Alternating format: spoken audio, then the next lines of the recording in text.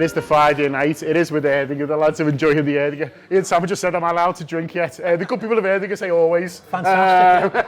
Haven't been to Erding. I just wasn't sure whether I had to wait till I was on camera or... No. I haven't been to Erding. You can't start too early. And sort of for them, let me tell you. I'm delighted to be here. And I'd say, Shaun, I can't wait for the footy to be back, but I've actually really enjoyed this international break. I think that the games have been brilliant. It helps that, we've been in some of the countries with the Anfield Wrap, have been enjoying it. So, we were down in Wales, they had a really good win, they were sort of building up to that. And then when I was in Scotland, all anyone could talk about was the game in Hampden on Tuesday.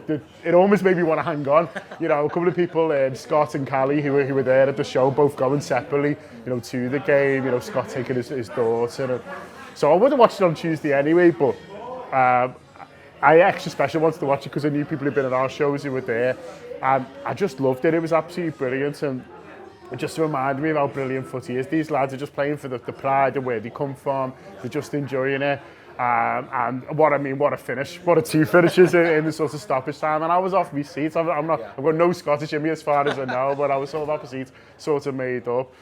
And then straight after the game, Andy Robertson says what he does. And I went from feeling like footy's the most incredible thing to, is footy actually that important? And this is what we've all been wrestling with since the summer, really, is that how important is footy to us, how important should footy be to us, and how much of our mood lives should we, throw into it, and how much should we expect of these footballers who, you can see from Andy Robertson. It's tough, and it's going to continue to be tough, not just for the players, Andy, it's obviously tough for, but all of us as we assess, how much of ourselves that we put into football.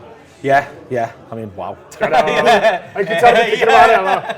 Yeah, no, 100%. Are you glad I got to do the gags about the beer first? No, listen, I think it's all valid, and it's been on my mind. I think it's been on all of our minds. I think since obviously what happened in the summer happened, we did a few shows. I remember doing a show with you where we spoke about it, and it's so incredibly deep and hard to contextualise or think about properly that you just relate to your own circumstances, and you think about death in your own family and stuff and how heavy that feels, or even just among friendship groups and stuff. And the big thing about it is that it doesn't just go away. Do you know what I mean? And I think that you're seeing that Bryce's day on Andy Robertson's face when he does that interview, he looked incredibly strong and incredibly fragile at the same time, if that makes sense. He looked broken, but able to deal with being broken. And I thought he spoke really well. Considering he just spent 100 minutes, chasing around the pitch after a load of Danish lads. Exactly. And I think it's testament to him, really. And listen, testament to Liverpool. I know it's not been the greatest season so far for us, but what they've had to do, how they've had to deal with it, how they've had to push through. As we know, everyone deals with grief differently, and I think this season is probably a perfect example of that. Even in our own fan base, you go from being, looking at the crowd and seeing people jumping up and down singing a song to really sad down in the dumps, and nothing's wrong. Do you know what I mean? And I think that's the key point. And listen, it's been spoken about loads, so I don't think we need to go too heavy on that side of things. But going back to your point about football and what it means to all of us, I think it sort of means everything. Do you know what I mean? Yeah. I think subconsciously, and this is more subconscious with me, just speaking personally, it does affect your mood without even realising. When Liverpool are winning, I'm in a great mood. I'm nice to my kids. I'm nice to my wife. When they're not winning, let me tell you. And I think going into this international break in a not winning mood, it was a bit rubbish, wasn't it? It wasn't great, and you're feeling a bit down, and you have that sort of period where you forget about it a bit, and you feel all right again, and it's all fine, and everything's good, and then you get the storylines that we got from the greats, starting with the Ireland game, which I thought was just unbelievable, and how that happened, and the straight to the Scotland game. So I used to work up in Scotland. I've got quite a lot of mates up there, and they are just like us, like Scousers really, just in how they are, how passionate they are. And it reminded me a lot of when we played City, that game where we played City and we beat them, and just when it was the first time. Tierney's goal's a bit like Coutinho's, isn't it? Yeah. But it was the one where Salah scores from to put us two goals ahead. Yeah, it reminded me of that. Just stands in front of our There was lots of synergies there. So yeah, I mean, it's funny, and I don't want to diss England because obviously we do this whole they played this.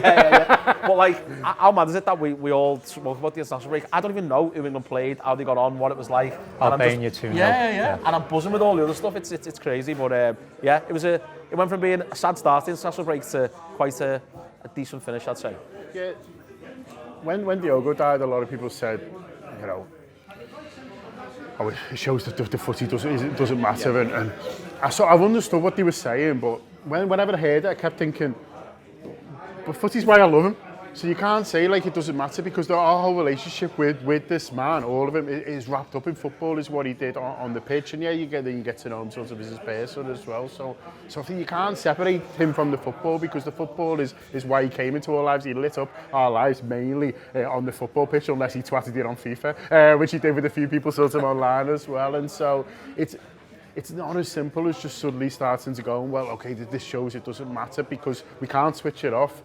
As much as sometimes he's like to. You can't, can you? And obviously I've said what I've said on other shows, and about what my caveat to everything this season is, and is, nothing else matters. It still matters, because I still didn't like losing to City.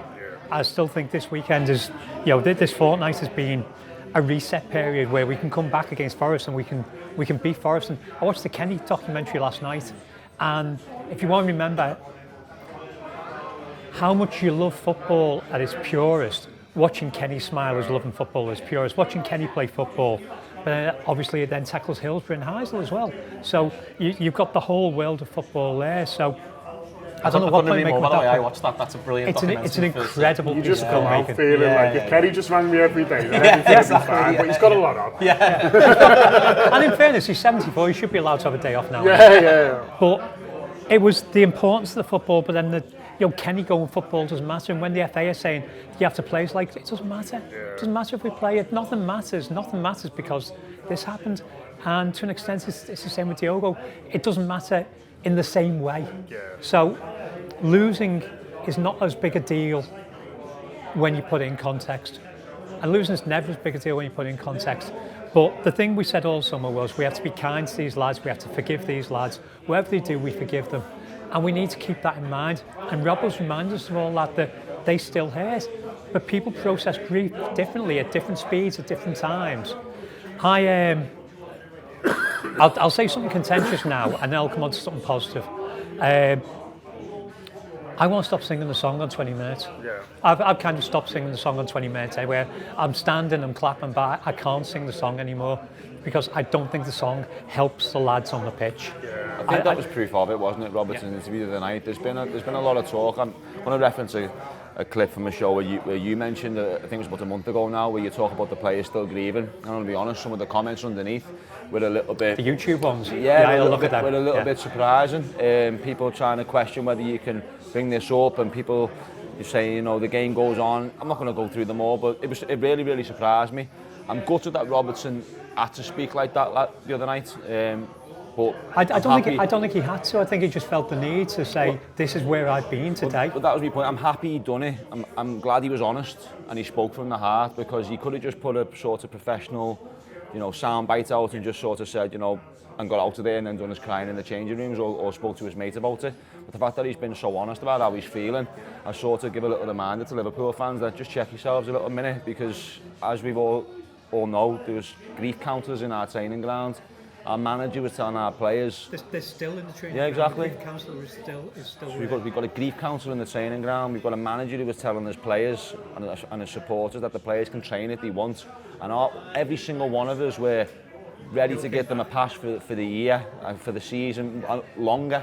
And then we lose a couple of games. We lose a couple of games, and all of a sudden people are questioning whether it is a reason. Now, as Shaun just mentioned there, I've lost family, I've lost friends before.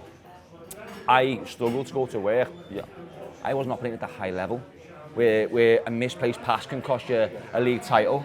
I was going to work in a PPI job. No one's asking you to be elite. Exactly, and you are elite, don't you? I know, but you're struggling to go to work, and you're not at your best. Don't care what anyone says. You can dig in, you can put a face on, but you're not at your best. But if I'm not at my best in a call centre, that's not the end of the world. And no one's going to have thousands of YouTube comments having a go at me for it. And you can feel shit, and you can wander off and go to the box for 15 minutes and just hide yourself. But if you can't do that on the field. Any of these senior players have a little moment, and all of a sudden a striker runs past them in defence, or a misplaced pass, or the result doesn't go our way, then there's tens of thousands of supporters on the back. That's got to stop. Salah's shit. Sound. If Salah's having a bad game, he's got every valid reason on earth to have a bad game. The game stood in front of the car. Yeah. So you've got to take that. But the positive side, the important thing about what we do in terms of football It's the community that comes around it. And you've already mentioned one. I think I'm about to speak about the same Scott that you're talking about, because I met him at the summer end of season do. Yeah, you can't keep him at the action. Cracking bloke. So I was talking to him at the summer do. He messaged me this morning on Tuesday night, was it? Monday night? Whenever you did the Scotland You show. both. You can't keep him at the action. So Scott, Sunday and Monday. so Scott, who I've known for about 6 months now. Was it Andy Robbo? No. He met my mate Peter, who I've known since 1979, and now they're mates because they've got a shared interest and they know people together. And that's how the community grows. Football brings people together. Maybe the cheer, maybe the prize was the cheer. Maybe the cheer. Oh, God, I don't know. maybe it was the friends we made along the way. It's that one, isn't it? Maybe it was. The journey, not the destination. It's like, listen, football is done incredible things for all of us. I mean, you especially, Kieran, when you think about the opportunities that we've had, going around the world, Shaun carrying your guitar case. I'm joking, he didn't do that. Hey, he's the best tour manager on this team. Put that on your LinkedIn. But we've had some incredible opportunities, but that's come from the fact that we've dedicated huge amounts of our lives to Liverpool Football Club, and where I feel like we need to cut. We talk about cutting the players a lot of slack, and yeah, we do need to, but also ourselves as well. That we do get wrapped up in these moments, and when you are in a bad mood with your family because we've lost and stuff, you need to remind yourself that we love this football club, and that's why sometimes you get angry or and then but you do need to try and teach yourself to remember what these lads are going through. Like when we look back on this season, if we struggle this year, listen, I still hope they win something and I still think they can, but if we look back in 10 years, we'll be like, well, of course they struggled. Do you know what I mean? Like, of course there was this. I remember when we did the Kenny Dalglish documentary. It wasn't quite as good. But, people were saying, oh, well, of course, Hills played the part in Kenny. But at the time, no one was saying it. Everyone was like, oh, you can't cover what's going on the pitch and stuff like that. And so I think as fans, we need to cut ourselves a little bit of slack as well, because if it didn't matter so much to us, well, we wouldn't be all sat here around this table doing this. 100%. And although me and you have definitely dedicated a massive chunk of our lives, I think every Liverpool supporter has. I think if you go to match every single week, that's enough dedication to be able to form an opinion. But I'm going to say something that's probably going to get me a little bit of stick. There does seem to be a pattern between those who do invest time, money and effort in going to the match and seeing their friends, and those who just seem to be online, keyboard warriors a little bit. I said to you before. I think that's because they haven't got the other stuff around it. So for them, it's purely about what happens on the pitch. I think it's usually because the account is anonymous, without a picture, without any accountability. Sometimes there might be a really young person who might be confused, or it might be a really old person that's alone and not mates kind of thing. But basically, people who are chronically online and finding some sort of kick out of being nasty, or some sort of kick out of stoking the fire, whereas it's the dopamine hit for I likes, haven't isn't really it? seen or met anyone who goes to match, or then people you see at the match where you know the face but you don't know the name.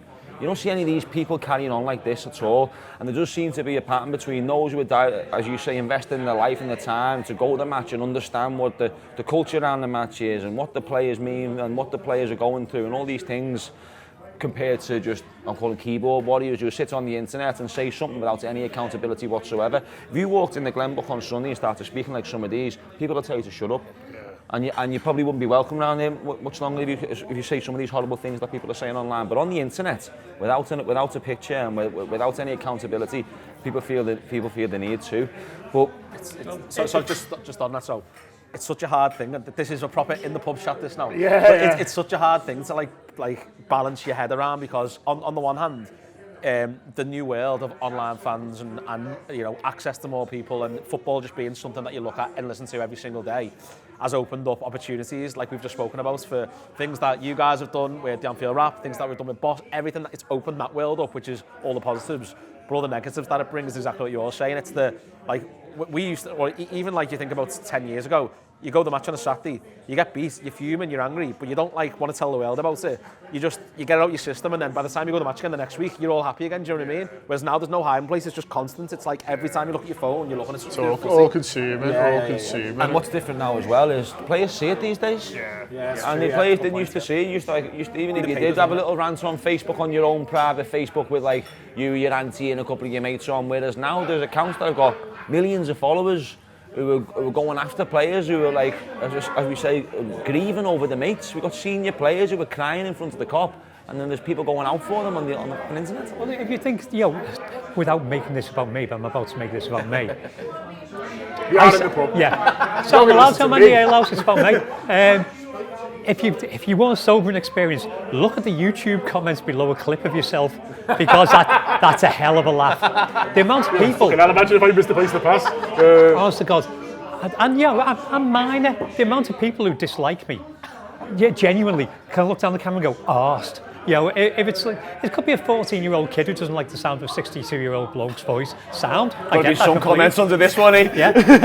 But that doesn't invalidate the other fans. So it's like, we talk about the fans who are just online, who are just watching it on TV. Some of them only can see it on TV, and some of them might get to one game in their lives, and that's still a valid experience. But be kind, because if I couldn't give a shit about anyone saying, I'm old enough and ugly enough to not be asked about what people think about me. I've left all that long ago. But if people are having a go at somebody as insignificant as me, and I'm seeing it, what do you think Mo Salah's seeing? What do you think Andy Robbo's seeing? They're seeing these things, because you can't stay off, because these people have.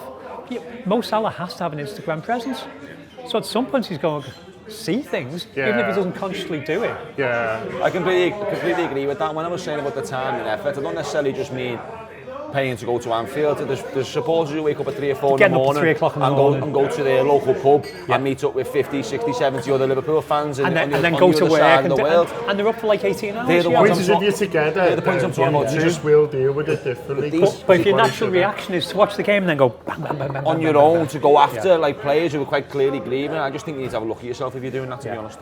Come after me instead, I'm not asked. There is a challenge, but I think... Are we live? Because I can check now. I think it is just what it's meant before, though, about like cutting ourselves a little bit of slack as well. Like, listen, don't do what Keo's doing, you know what I mean? Like, try and think about the fact that they are people, but I would love this season to just go. I'll be made up if we win, and I won't care if we lose, but I'm just not going to be like that. But if, I don't need to cut myself. But if you get pissed off at them, forgive yourself for the fact you got pissed off at them, because it's just a natural human. That's normal with football. That's a very good point, that, by the way. It's because people are confusing cutting the players slack with you can't be pissed off at a loss. Yeah. You can be pissed off at a loss. You can actually be pissed off at a performance, but you've got to understand it. I was extremely pissed off at them after the City game, let me tell you. Of course, but you don't then go and attack them and go after them in a nasty way because the result hasn't gone your way. It's football. Your instant reaction is to be absolutely gutted Liverpool have been beat. Then you look at the performance and go, right, well, we could have done better there and there. All this is completely normal, but to take that and not understand there's a bigger thing going on here, it's like or even worse, say there is a bigger thing going on, but it doesn't matter. That's just ridiculous. I don't care about the bigger thing. The savagery towards the manager over the Palace game, and the fact that he's gone like, I'm doing this, it's kind of like, okay, I get it, people are pissed off, but I think we were all there, weren't we? So that's the coldest night since Northampton under Hodgson. That was like the least enjoyable second half I've ever had in my life. But you've got to accept the fact that as much as I was pissed off with the loss, as much as I was pissed off with the fact that I had a lousy night out, and I was bloody soaked, and I was bloody freezing, the reason for doing it was because we will now beat Villa and we will beat Madrid. Sound okay. Losing to City as Can happen in any season. Yeah, it can happen any time. Well, someone's saying does. on the gutter. You know what I mean? It's like you hardly ever win a City. Losing 3-0 there is not a big deal. It's one of those, and if things had gone differently, it would have been a bad performance, but we'd have come out with a draw. And that's down to refereeing basically, and us being a bit shit. But that doesn't mean that's who we are at the moment. Those two games might be who we are, and that game might be just the blip. It's just the way it fell. So Villa and Real might be who we are at the moment. So when it goes back like that to the City game, just accept it, move on. See how many points we've got at the end of the season, see where we are. Even just from a football point of view, even if the tragedy never happened in the summer, we still changed the amount of personnel, this would actually be normal. Yeah. Like, it's a common sign of a team in transition to go and put two decent wins together, and then the third one comes and a performance out of nowhere we just get picked off. You've seen it early on in Jürgen's tenure. You see it a lot when managers come in and make big changes to clubs, or the team rips a team out and replaces 6 or 7 players. It's so normal to go 2-3 games or to scrape through some results and then lose a couple at the end.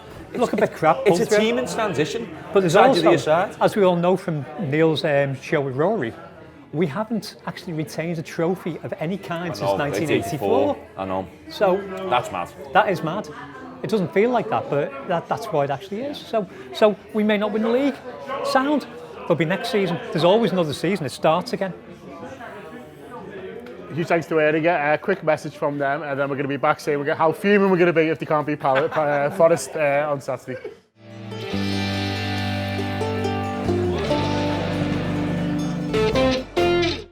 So back in the room, back in the Vernon, fantastic pub on Dale Street. If you do like the look of it, that's where you can find it. And I'm joined by Ian, Shaun and Kieran. I don't even think I introduced you in that first part. I had so much on my mind. I just sort of went. But yeah, thanks to Ian, Shaun and Kieran for joining me. And just quickly on Forest, it is an opportunity, isn't it? That's how you'd hope the players to see it. Hopefully a bit of a break. Just done them good, playing with the national teams.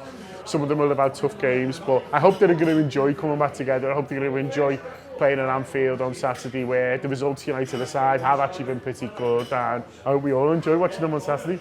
Similar to what Shaun said after the City game seems a while ago now, and I was really pissed off and I couldn't be arsed watching any more football after that. But now I'm hungry again a little bit. I want to put it right. And we've got a decent run of games to put it right as well. I mean, I know we've got been good fixtures in there as well, but compared to how many games are on now? 11, 12, whatever. Basically, the start of the season, the fixtures were really tough. This next period, if you look at that and take the form away, you'd be looking at it going, we can pick up some serious points here. So I'm looking forward to getting going. I just hope they fucking win. I really do hope they win at the weekend, because we just talked in the earlier section about the way some of our fans can react. I just think if we get a win at the weekend with a decent performance, it just brings everyone back together a little bit, and then we can kick on. Well, we just get behind them from the start. We do what we did at Villa. We do what we did against Madrid. It's just. Can we move it to 8 o'clock? Oh, that'd be fantastic. That was well past that. I was just about to say, I'm actually looking forward to getting back to a Saturday 3 o'clock at Anfield. Do you know what I mean? I'm taking me lad, which I thought you were going to say get home for your chippy then. But no, I think there's something about just a bit of normality again, because I think the start of the season's been a bit wild, hasn't it? For all the stuff we spoke about before, even just all the new players, results not going our way, and the pressure of being champions. I think, we can talk about it all we want, but there's definitely an element of that probably wasn't there at the start, but then you start to lose a few games and all of a sudden you can see that the noise is louder. Yeah, exactly. So getting back to a bit of normality, a run of some decent games that are just normal, where we're not thinking that if we don't win this game, we're not going to win the league. Let's just remove that pressure. Let's just go to Anfield on a Saturday at 3 o'clock like we always do and just hope to see him win. Do you know what I mean? Like, it's for me, it's as simple as that. And that's been sort of my reset in my head, because I've been like everyone, I've been, right, it's not that bad. Oh yeah, it's terrible. Oh, it's not, and then you just look at it and go, as I said before, after the City game, I was just like, that stung that a bit, because we just didn't really, it looked like we were just second best to everything. We weren't fighting like we normally fight when we go there. We looked a soft touch, all of the things that you've, spoke about, heard about loads. I'd just like us to get back to winning ways, and just a bit of normality for me is what I'm looking for. I'd like us to be first best to everything. I don't even know if that's a phrase, but if you can be second best, you can be first best. First best to everything. I'm not entirely sure where we are in the league. I think it's 8th or 9th. Have a look. I believe it's 8th. I don't know how many points that is off second. I don't think it's many. I don't either, So, it's tight. The league, it's tight at the middle. the league is fake at the moment. It's a fake league to appropriate Trumpisms. But I was reading the Guardian report this morning saying we've had a bad first half of the season. We haven't had a first half. Yeah, it's a third. It's barely a third. So we're in November. We're still in November. There's still 6 months of football to go. We play until May. How many points is it? Can someone tell me? Which way? Off the top, are we? Don't forget the top. No, I want to know just so I can judge it. Is it 8? I think we're 8 behind Arsenal, but that only takes a couple of turnarounds. Them dropping a few points, us picking up a few points. I mean, they dropped points before we played last week, the other week, didn't we? Yeah, we just. But if we'd have had Leeds at home or we'd had Forest at home, then we'd have been closing it. It's the way the fixture table's gone. We always have the fixtures goes your way with Arsenal lose, Liverpool win. It's back to 5. You're looking at that Emirates fixture going. That's 2 points. Everything gets a bit tasty then. I just said I want normality. I don't want to think about the league. I also don't actually definitely know it's 8. I'm just sort of saying. No, I reckon it's 8. I fully believe that it's 8. But again, watching the Kenny documentary, one of the things it showed was the 5-0 against Forest. I fancy another repeat of that. We're not out of nowhere, but where we became. That 5-0 against Forest in '88 it's the best performance I'd ever seen until Guardiola's Barca in the El Clasico. So for the space of like 20 odd years, that was the best performance I had ever seen in football. We've got the footballers to do that. We've actually got the squad to do that kind of thing. We've got a really good squad. We've got lots of very good footballers. We just need them to do what they can do. I mean, they've been back a few days now, haven't they? Because people are coming back Tuesday, Wednesday. So they've got time to actually train a little bit. And they're going out against a team which should be, it's a Sean Dyche team. We know what they're going to do. They're going to go long ball and they're going to do long throw-ins and they're going to do all the usual Stoke crap that Arsenal brought back into the game. We just have to deal with it better. Well, speaking of that, we're going to speak about the team and what we put out. You know, We're going to finish our drinks. Nice try though. Nice try. If you want all that, loads on the Anfield Wrap tomorrow. We're going to finish our Erdinger and talk about parrots up the ends.